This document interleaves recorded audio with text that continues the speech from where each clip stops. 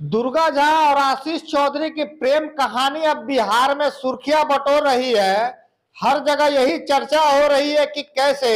एक ब्राह्मण बनाम और पासी की लड़ाई है, दोनों की दोनों बन गई है। दरअसल बिहार पुलिस का कहना है कि ये जो पूरा का पूरा मामला है प्रेम प्रसंग का है। बिहार पुलिस ने क्या बोला है, सबसे पहले हम उस बात की चर्चा कर लेते हैं। बिहार पुलिस का इस मामले को लेकर कहना है कि उसके हाथ में एक 41 पेज की डायरी हाथ लग गई है और उस 41 पेज में जिसने आशीष कुमार ने अपनी कहानी को शुरू से लेकर के कहेंगे कि लास्ट तक उसने बताया है कि आखिर उसने इस तरह का खौफनाक कदम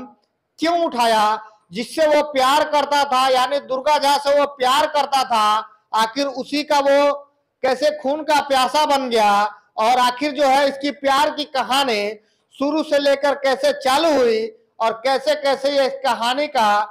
जो है अब अंत हुआ और अंत में ऐसा भयानक मंजर आया कि जिसको देख करके पूरा बिहार हिल गया।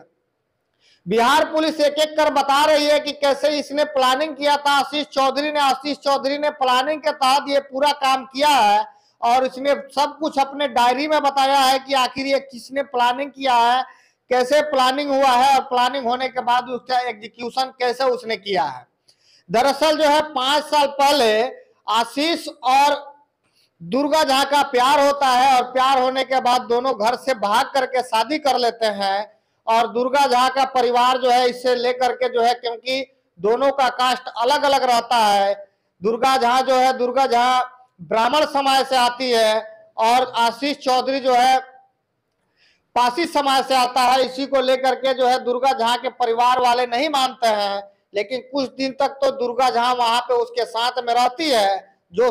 सोशल मीडिया पे पूरा का पूरा फोटो वायरल हो रहा है। लेकिन उसके बाद में वहां पे दुर्गा झा का काम को लगा देता है और उसकी जॉब लग जाती है। अब जॉब लगने के बाद धीरे धीरे दुर्गा झा जो है अब आशीष के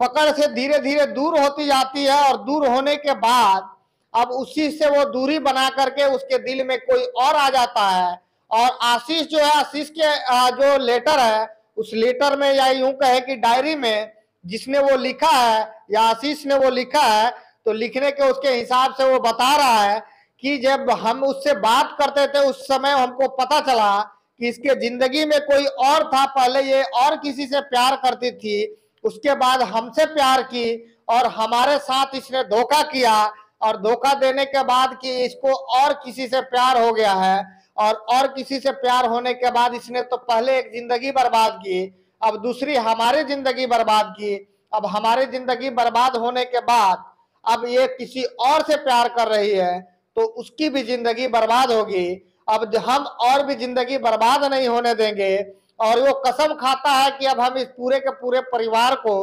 खत्म कर देंगे। और वो पूरा का पूरा प्लानिंग बना करके ये पूरे साजिश के तहत वो अपनी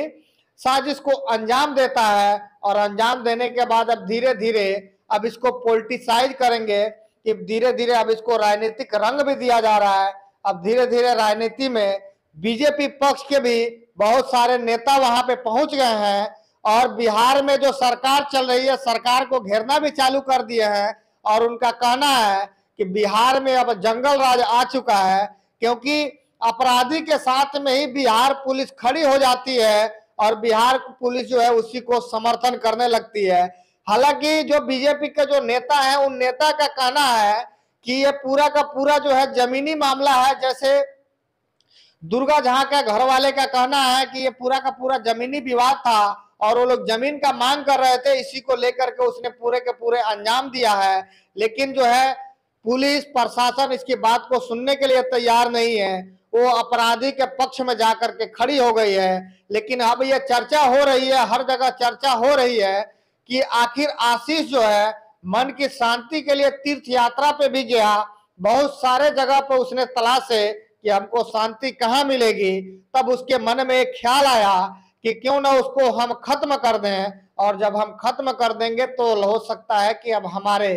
मन में एक शांति आ जाएगी कि जिसने हमारी जिंदगी को बर्बाद किया है हमने भी उसकी जिंदगी को बर्बाद कर दिया। अब इस मामले में अलग अलग पक्ष आ रहे हैं, अलग अलग बातें हो रही है, लेकिन आपका क्या कहना है पूरे मामले को लेकर के? आपकी जो भी प्रतिक्रिया होगी आप नीचे कमेंट करके जरूर बताइएगा। इस वीडियो को देखने के लिए आपका बहुत